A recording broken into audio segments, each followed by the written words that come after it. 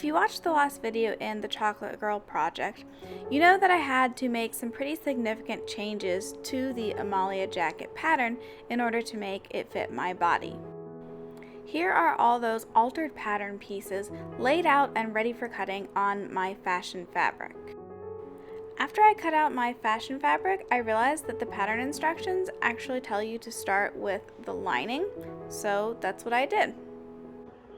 What I've done is I have backstitched all of the seams together, so you can kind of see what that looks like here. After doing that, I finger pressed all the seams open. So this middle seam is open and then each of these seams is kind of like over to the side. I folded over the edge along the neck, so that'll be in the center back, and backstitched it, or not backstitch, I did a running stitch, like a big running stitch to baste it shut, and then clipped into the curves. I did the same thing on the neckline, and then for the bottom curve, I left this one undone so you guys can kind of see. You do a back stitch along the line there, and that is to reinforce the curve so that it doesn't stretch out and kind of get like wonky. So you do that and then fold it up and do the same thing on this side. So like this is folded up, clipped into the curves, and then basted down. With the lining ready to go, I turned to my fashion fabric. I used a back stitch for the center back seam and then switched to a mantua maker's stitch for the skirt. To attach each subsequent piece of the bodice, the first thing I did was use a mantua maker's seam on the skirt. To do this, I ran a line of basting stitches down the entire length.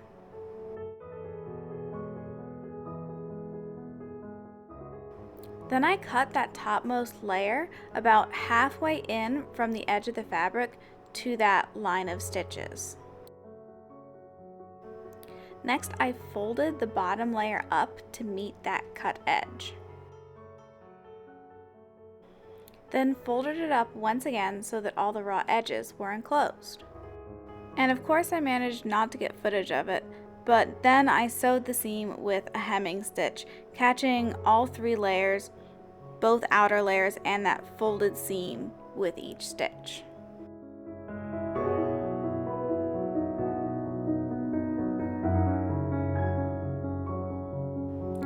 The next step was to form the pleats in the skirt, and let me tell you, it took me a long time to get this right.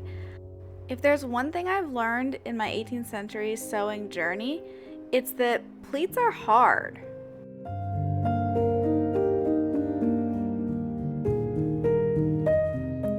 With the pleats in the skirt, the next step was to line up the center back of the lining with the center back of the fashion fabric. And then use large tacking stitches to baste it in place.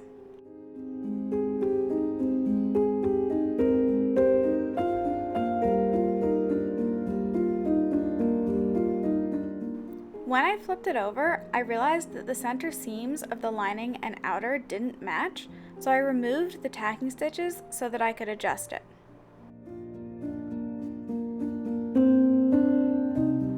Then I smoothed the outside down to meet the first lining seam, then basted it in place along that seam line.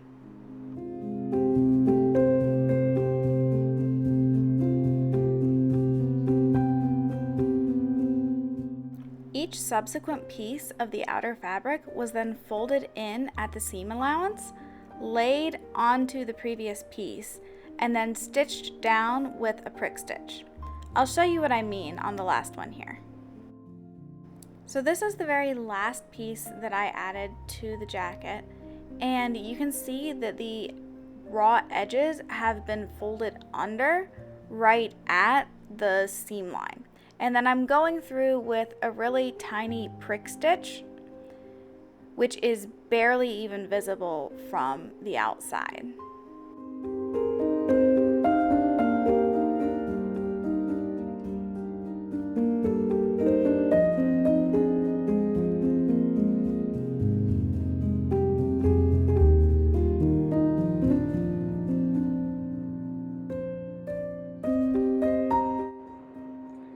You guys, it is going pretty darn horribly.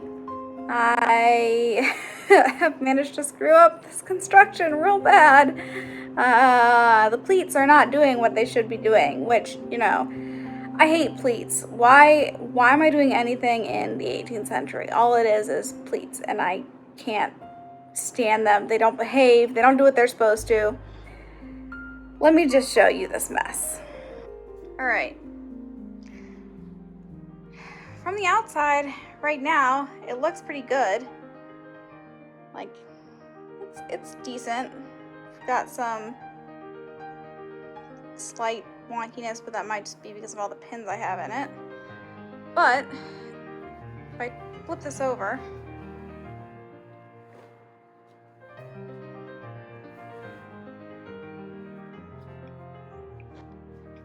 this is the lining. These pleats, I think I didn't pleat them enough. I don't know, the lining, I'm gonna take these pins out because they're really not doing much at this point. So the lining is like this, with these pleats kind of just floating around in here. It's not pleated.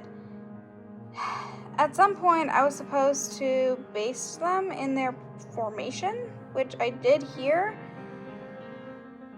But then I think I basted them in the wrong direction because when I went to actually attach the lining to the front, I needed it to be in the other direction, which is why all of this is standing up here, because I had to force it into the opposite direction from what I had basted it.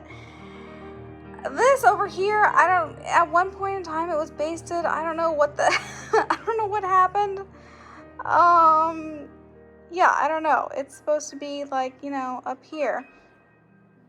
And now my problem is, number one, this, I can't just have this raw edge here. This needs to be folded under somehow, right? You would think. But the problem is that I've already stitched it down here, and when I try to fold it under, then now I can't fold it high enough for this thing, because this has to also be folded. So maybe I just treat it as two completely separate pieces and it doesn't have to have a smooth line going through here. I don't know, but I'm real concerned about these pleats.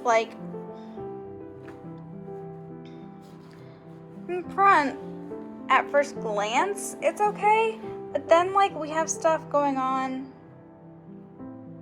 like this, where there's you can very clearly see the raw edge of the piece, and then there's all the pleats, and the lining is in there.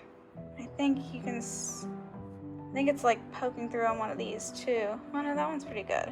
That one's pretty good too. Okay, so maybe it's just this one that's all messed up. Anyhow, I gotta see what I can do to fix these pleats. Other than that, it's looking good though. I'm very pleased with how this has turned out, laying very nicely. I just gotta figure out what the heck is going on with these pleats over here.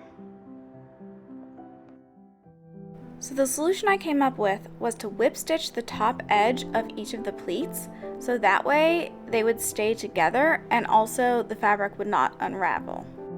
If you've made it this far, chances are you'll enjoy my ingenious sewing hacks in my other videos as well. And because at the time of this recording, only 16% of my viewers are subscribed to my channel, that means you're likely missing out when I post new content. So please go hit that subscribe button. It really does help me out a lot as a creator. All right, here is my solution to the lining not being long enough. I basically have just folded it under and whip stitched it down everywhere that it did meet the top of the pleats. And then where it didn't meet the top of the pleats, there's just gonna be a gap. I mean, it's the inside. It's not like it's a garment I'm gonna be wearing all the time. So you know what? It's gonna be fine. All right, guys, we gotta be fast here. I've got friends in my living room. Didn't realize how much time had passed as I was fitting this. I mostly like how it fits in the front. Everything is nice and smooth. And I think especially once I get the top of this here hemmed, then it'll be fine. The back, it's a little difficult because I don't have straps on it yet. But I'm basically having a hard time with the pleats. It's always these pleats. But you know, looking at it in the video, it doesn't look too bad. I want to make sure that it's laying like flat on my back. After putting on straps, I did another fitting. Well, I do not like what is going on with the fit here. When I get it so that the back lays nice and flat along my lower back, then it's like at an angle here, and this is way too high. See, everything is kind of like wonky in the front. Now maybe I just need to lower these straps because I have quite a bit of extra here. And then see, here is what it looks like if I make it like lay nicely in the front. I've basically like scooted it around a little bit, you know, lowered this point. Now the front lines up nice and flat and smooth.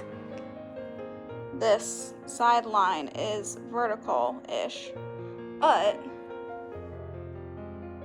the back does not lie flat. I've got a lot of extra there, which I am not liking because then it makes me look larger than I am. So I think I'm gonna try to take these stitches out and give myself more room in the strap, and then hopefully both the front and the back can lie nicely.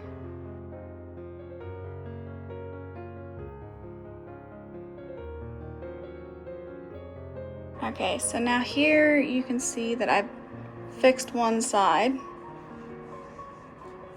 and it's laying much nicer in the front. This area down here is laying more at my waist while still laying nice and tight against my lower back. And here is the much improved fit after fixing the straps. The straps adjusted, it's time to construct the sleeves. The sleeves have both a front and a back piece, and so you simply stitch the two of those together along both edges using a Mantua Maker's stitch.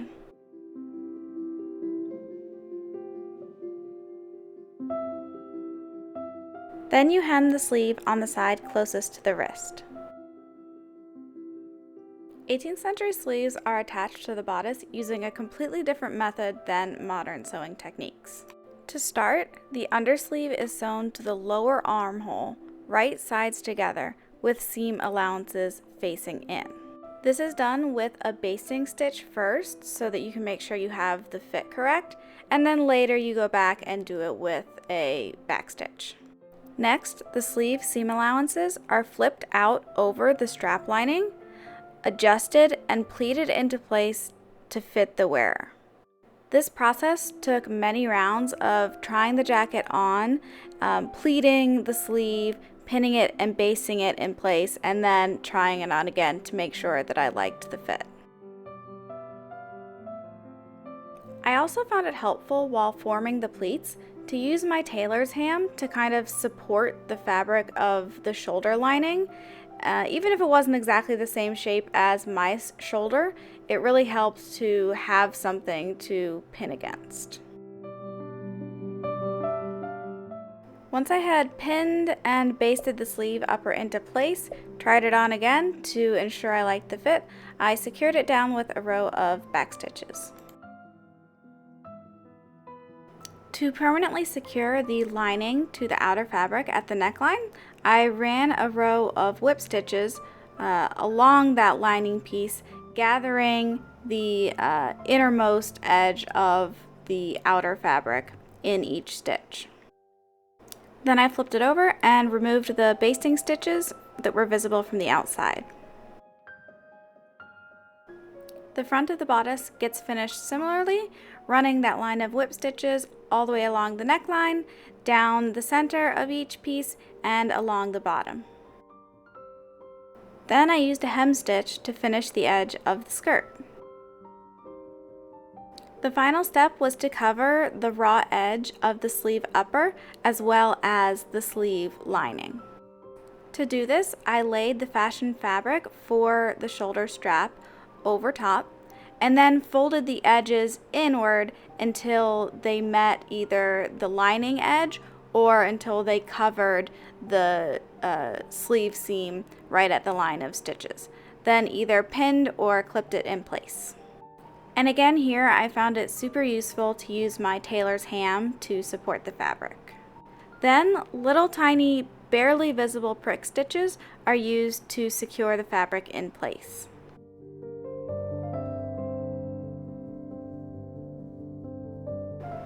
And finally, it was time to try my finished Amalia jacket on.